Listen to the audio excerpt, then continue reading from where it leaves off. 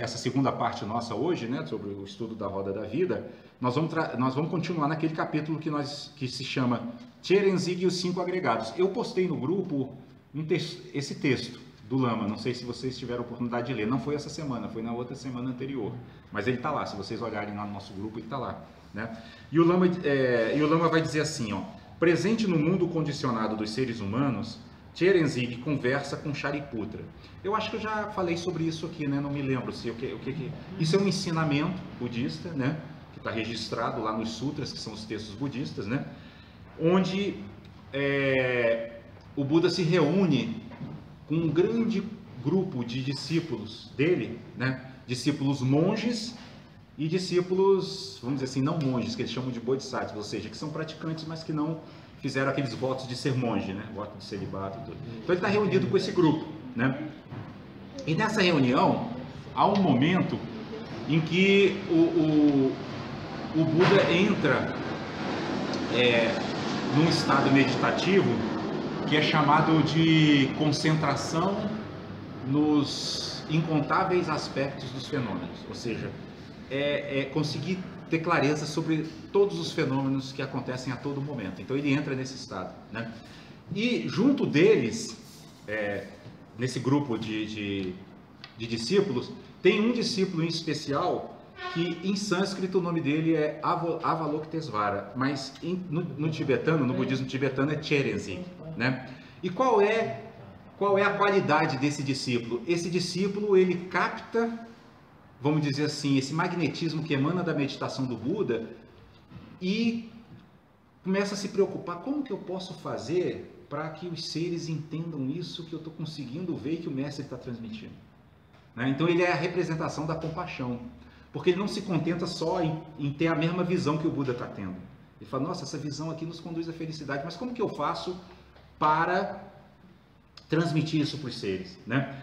E lá junto deles tem o Shariputra, que é um monge que pratica, treina, disciplinado, medita muito, mas ele está sentindo que está faltando alguma coisa, então vai iniciar um diálogo com o Tcherenzig para saber assim, ó, como que eu faço, né, para praticar direito, né? Então ele continua, o Lama, dizendo assim, a perfeição da sabedoria começa a partir desse encontro, porque é nesse encontro que Shariputra vai dizer assim, como que faz, né, uma pessoa que quer trilhar o caminho espiritual, né, para atingir essa perfeição da sabedoria, a visão totalmente livre de obscuridades mentais, né? E aí ele começa a dizer, aí ele vai dizer assim, o Buda Shakyamuni está sentado praticando a grande iluminação e Tcherenzig ou Avalokitesvara está ouvindo o que as pessoas falam. O que significa estar ouvindo o que as pessoas falam? É como Jesus, ele estava olhando o sofrimento das pessoas, né? Mas ele olhava a partir desse ponto, que é um ponto onde a pessoa vê a origem do sofrimento lá na sua raiz, né? Lá nas estruturas kármicas mais profundas, né? E aí ele fala, como que eu posso fazer para ajudar as pessoas, né? Como que eu posso fazer para ajudar os seres? Então esse ensinamento, ele se baseia nisso, né? Se baseia nesse impulso de compaixão que parte de um ser que já conseguiu se conectar com essa centelha divina que habita nele e que quer levar para os outros essa visão, né? Quer achar um jeito. Só que ele percebe que os seres estão presos, como nesse exemplo que a Bela falou, né? Alguém fala assim, não, os pais não precisam ser amados, precisam ser respeitados. Aí a pessoa entende isso como se ela não precisasse amar os filhos. Pronto, já distorceu os ensinamentos. Então Tcherenzig é aquele que vai buscar a linguagem adequada, a linguagem que vai tocar realmente o ser, que vai fazer ele entender realmente o que aquilo significa, o que o ensinamento significa. Então, é por isso que às vezes o mestre vai falar de um jeito, outra hora vai falar de outro. Jesus uma hora fala de um jeito, outra hora fala de outro, uma hora age de um jeito, outra hora age de outro, porque ele está sempre procurando meios hábeis de fazer com que os seres entendam. E mesmo assim, vocês viram o que aconteceu com o cristianismo durante a Idade Média, né? Distorceram completamente. Completamente, né? Transformaram ele no oposto do que ele deveria ser. Você vê a dificuldade que é essa tarefa. Mas o que acontece? Esses mestres compassivos, como é o caso de Tcherenzig, eles não desistem nunca. Porque a motivação deles não se esgota. Não conseguiu de um jeito, ele tenta de outro. No caso da doutrina cristã, o que aconteceu? Teve toda aquela distorção durante a Idade Média, mas Jesus falou, não, então vamos enviar o Consolador prometido. a terceira revelação, que é a doutrina espírita. Vamos ver se o povo agora entende, porque agora eles estão com esse negócio de ciência, né? Só acreditam no que a ciência já comprovou, então vamos mandar uma coisa que tenha mais base científica. Vamos escolher alguém que fale essa linguagem.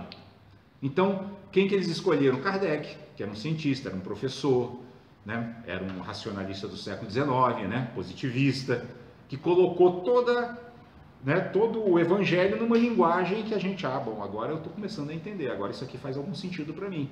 Então, dentro dessa visão que nós estamos estudando aqui no estudo da Roda da Vida, Allan Kardec, por exemplo, é uma manifestação de Thérèse, nesse sentido, desse espírito compassivo que busca meios de fazer com que a mensagem seja entendida. Percebem? E aí o Lama continua dizendo assim, em certo momento, Thérèse se dá conta, é isso. Não importa o que as pessoas falem, elas estão sempre se referindo aos seus 5 agregados. Elas dão realidade e solidez aos 5 agregados e com isso dão solidez às suas experiências e sonhos como se fossem reais. O que eu acho mais legal é que o Lama consegue ele também um exemplo de uma emanação de Thérèse, porque ele transmite isso numa linguagem que a gente entende. Isso que eu acabei de ler aqui, eu vou colocar aqui assim, bem para a gente visualizar bem como é que é isso. Vamos supor assim que a gente estivesse assistindo um jogo de futebol. Ele usa muito a imagem de jogo de futebol, por quê? Porque para a mente brasileira, né, o jogo de futebol é uma coisa bem corriqueira. Então vamos supor que a gente está assistindo aqui um jogo Botafogo e Flamengo, né? Então Benedito é flamenguista, eu sou botafoguense. Aí tá lá o jogo, aí a gente olha a bola. Aí o que ele está querendo dizer? Quando a gente olha a bola, a gente, na verdade, não está olhando o objeto bola, a gente está olhando a nossa mente projetada naquele objeto. Por quê? Porque aí, vamos dizer, está correndo o jogo e tal, aí gol do Botafogo, né? Botafogo, lógico, eu sou botafoguense, então nesse jogo imaginário eu vou controlar tudo, né? Aí gol do Botafogo. Aí eu fico super feliz, né? A bola... Aí, mas olha só, o que eu quero dizer com isso? Para entender qual é esse ensinamento. A gente tem a sensação, eu e o Benedito, né, de que nós estamos vendo a mesma bola entrando no mesmo gol, né, ou no mesmo espaço ali entre 4 traves que a gente deu o nome de gol, né? No entanto, eu fico feliz, vibro e ele fica triste. Então nós não estamos vendo o mesmo jogo. Nós estamos vendo o jogo de perspectivas absolutamente diferentes, né? E a gente se alegra e sofre justamente porque a gente não percebe que isso é apenas uma criação, assim, no sentido, é como se fosse assim, a gente vai dizer, não, mas isso é só um jogo de futebol. Mas quando eu vou confessar, quando meu time perde, eu não fico satisfeito. Aquilo não me alegra. E depois o Flamengo vira, faz 2-1, do lado de lá. Não foi a história do último jogo, mas vocês percebem como isso é vivo dentro de nós, né?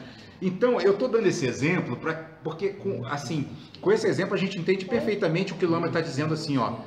Thérèse que se dá conta de que a gente não... que não importa o que a gente fale, a gente está falando, na verdade, das nossas percepções, das nossas sensações e das nossas consciências.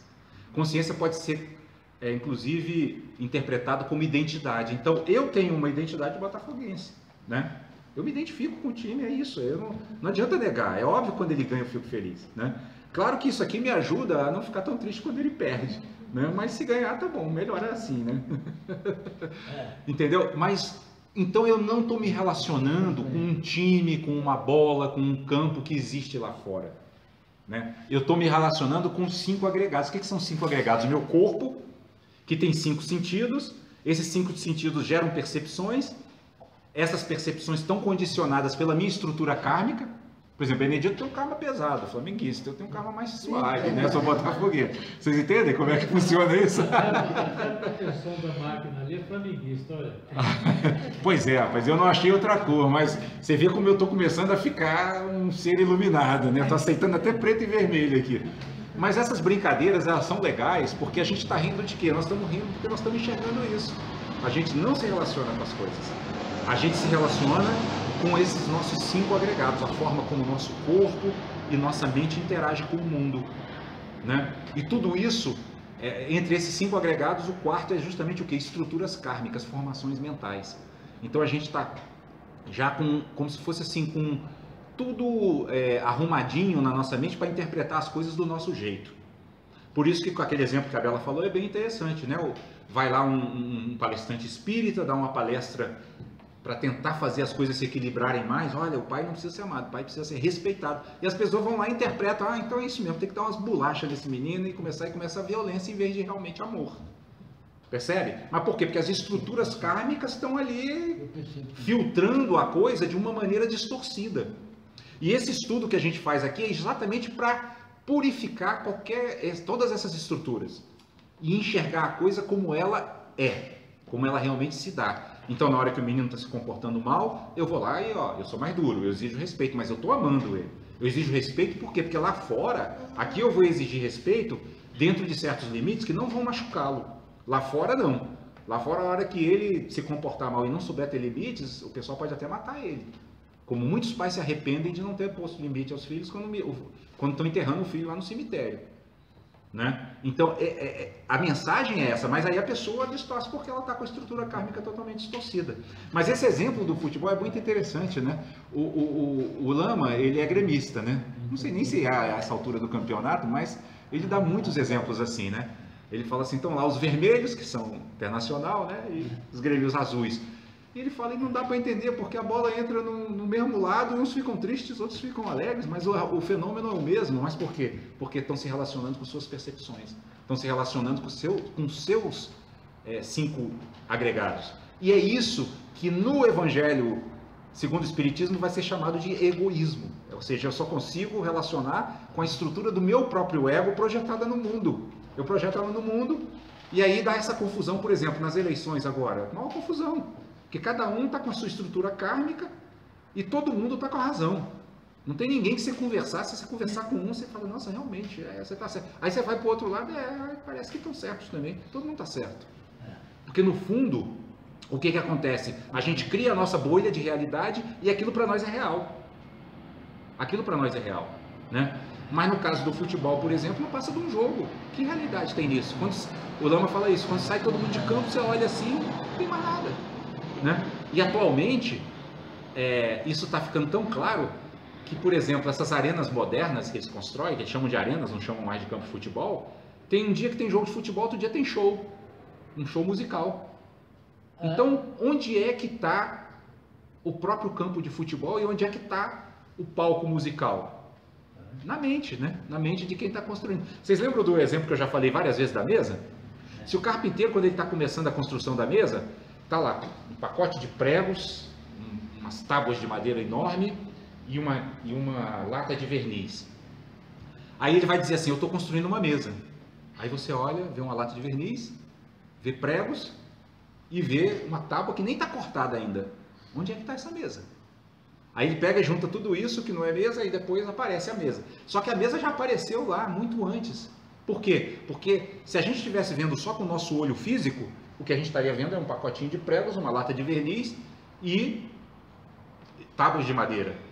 Mas o carpinteiro e nós que ouvimos ele falando, eu estou construindo uma mesa, a gente vê ele construindo uma mesa. Porque a gente está olhando, lembra que eu falei com o olho da mente? A mesma coisa que a questão do futebol. Né? Então, por que todo esse ensinamento começa por aqui? Porque todo o nosso sofrimento surge disso, da gente não perceber que o que está acontecendo conosco é apenas uma relação com os nossos 5 agregados, com as nossas percepções, as nossas sensações, o nosso corpo, etc. Aquele exemplo do Viktor Frankl, você lembra o que eu já falei aqui várias vezes? Preso lá no campo de concentração, o que ele conseguiu fazer? Ele nem...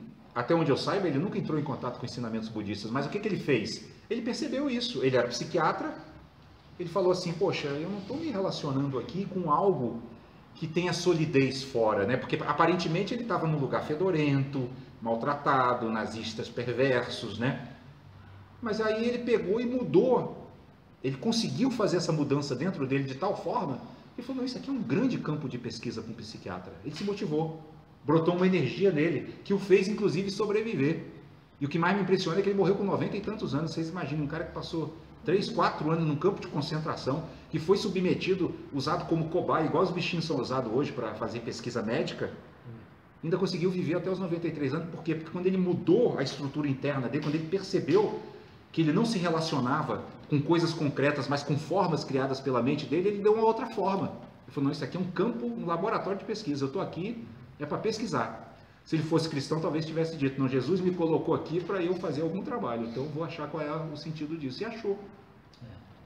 Né? Produziu uma obra maravilhosa depois. Então o Lama vai continuar dizendo assim, ó, Tcherenzig vê que tomamos como sólidas as experiências de formas, que é um dos agregados, né? Um dos agregados é a forma, né? A gente olha as formas e toma isso como real. Sensações, percepções, estruturas internas, identidades ou consciências. Os 5 agregados. Tudo gira em torno de ações de corpo, fala e mente baseadas nesses 5 elementos de consciência. Então, aí é que está o problema. Por exemplo, vamos pegar o exemplo que a Bela deu, dos pais que distorceram esse discurso, né, de que precisa agora, os pais precisam mais ser respeitados do que propriamente amados pelos filhos, né, e eles começaram a distorcer um pouco esse discurso. Por que eles distorceram? Porque eles não estavam se relacionando com a mensagem que estava sendo dada. Eles estavam se relacionando com a forma que suas mentes deram para essa mensagem. Né? E isso ocorre de uma maneira inconsciente, é esse que é o grande problema. Isso ocorre de uma maneira absolutamente inconsciente. Vocês querem ver? Por exemplo, a gente quando começa a estudar esses ensinamentos espirituais, a gente fala assim, olha, não, a gente não pode ser sectarista, não podemos ser sectarista, não, pessoas sectaristas fazem muito mal ao mundo. E a gente não percebe que sutilmente, muitas vezes, nós estamos criando a seita dos não sectaristas. Porque aí a gente começa a odiar os sectaristas. Não um ódio assim, aberto, explícito, né? Mas um ódio sutil do tipo assim, toda vez que a gente se depara com alguém com uma visão muito sectária, né? A gente, ó, tá vendo? Aquele cara, olha só, ele acha que ele é o dono da verdade. Mas a gente não fala isso com uma visão lúcida e clara, a gente fala às vezes com um certo mal-estar. Então nós já geramos a seita do... O Lama fala muito isso, ó, cuidado para não gerar a seita dos não sectaristas. Porque toda vez que a gente divide o mundo, nós estamos sendo sectaristas. Então vocês veem o quanto de trabalho que nós temos para fazer. Né? E o que a nossa mensagem de hoje falava? Salvar-se. Salvar-se é isso. É a gente pegar essa visão e aplicar no nosso dia a dia. Né? E como que a gente faz isso? Tentando ter o máximo de tempo de consciência desse aspecto. Eu tenho feito esse exercício um pouco, sabe? O Lama chama isso de meditação não formal, ou seja, você não está sentado lá meditando, mas às vezes eu estou olhando e brota algum tipo de sentimento, você fala, pô, essas pessoas fazendo isso ali, não, eu não estou olhando para as pessoas fazendo isso, né? Eu estou olhando para a minha própria mente que olha para isso dessa forma. Aí a gente começa a praticar o não julgueis para não ser julgados. Por que é importante a gente praticar isso no nosso dia a dia? Porque se a gente não estiver praticando isso, lembra que Jesus fala, não se pode servir a Deus e a Mamon? Então, se eu não estou praticando isso, eu estou praticando aquilo que eu já estou tão habituado a praticar e cada vez mais marcando o meu espírito com as marcas mentais das quais eu quero me libertar. Ou seja, em outras palavras, estou indo na contramão do caminho que Jesus falou que é o caminho que leva à verdade e à vida. Vocês entendem? Porque não tem jeito, ou eu estou fazendo uma coisa ou eu estou fazendo outra. É isso que Jesus quer dizer, não se pode servir a dois senhores. Ou você serve a um ou você serve a outro. Muitas pessoas distorcem isso também e criam seitas, né? Tá vendo? Vocês não estão seguindo o Senhor, que é o Senhor que eu descobri aqui que é o certo. Mas não é isso que Jesus estava dizendo. Ele está dizendo toda hora que você não estiver praticando a visão ampla e correta da realidade, você está praticando o contrário dela. Porque você está deixando a sua energia solta. Óbvio que a gente não deve também ficar se martirizando por causa disso, mas a gente deve, quantas vezes mais a gente se lembrar. Como é que isso acontece? Quanto mais a gente acumular essa visão, mais ela vai começar a penetrar nossa vida. E a gente vai começar a perceber que realmente as coisas não são separadas de nós. O que nós estamos vendo lá fora nada mais é do que a nossa própria mente. Sempre. Isso aqui no budismo vai se chamar sabedoria do espelho. Por quê? Porque a gente vai aprender a usar a vida sabiamente como um espelho. Vocês lembram que as últimas mensagens foram sempre sobre amar os criminosos, né? Por que os espíritos mandam essas mensagens para nós, amar os criminosos? Porque eles sabem que nós estamos nos relacionando com a nossa própria mente. Então, se eu não amo os criminosos, significa o quê? Não é que o criminoso é ruim ou não é ruim, é que eu tenho uma visão rígida do que se deve fazer com uma pessoa que cometeu um crime. Então eu estou olhando para aquilo com a minha própria mente, eu estou falando de mim, eu não estou falando dos outros. Né? Um outro exemplo assim que os professores lá do SEB dão é assim, quando você quiser que uma pessoa fale dela mesmo, não pergunta como é que ela tá não, porque ela por educação vai dizer se eu tô bem. Você pergunta assim, como é que tá o pessoal do seu trabalho? Que ela vai começar, não, o pessoal do meu trabalho ninguém trabalha, todo mundo preguiçoso. Horrível. Aí você vai, aí ela tá, na verdade ela tá falando dela. Não que ela esteja dizendo que ela é preguiçosa, mas ela tá falando como que a mente dela olha para pessoas que ela acha que são como é que fala, preguiçosos, que são pessoas que se encostam nos outros. Então ela tem aquela mente, ela está projetando a mente dela lá. Eu acho isso super legal, né? Assim, então, se você perguntar como é que você está, você pergunta como é que está o pessoal do seu trabalho, como é que está sua esposa, seus filhos. Ai, nossa, meu filho está me dando um trabalho que você nem imagina, uma coisa horrorosa, não aguento. Está com 30 anos e não trabalha, um preguiçoso. Ele está falando dele, da forma como ele olha o filho. Vocês percebem? Isso é claro, pessoal. A gente se relaciona com as formas que a nossa mente cria. A gente não se relaciona com objetos externos. Né? Senão não faria sentido nenhum o capítulo que nós estamos estudando, e vamos continuar a estudar hoje, amai os vossos inimigos. Né? Ou seja, mudem a forma de se relacionar, né, com o mundo, mudem os conceitos, mudem a visão, ampliem a visão, aprofundem a visão.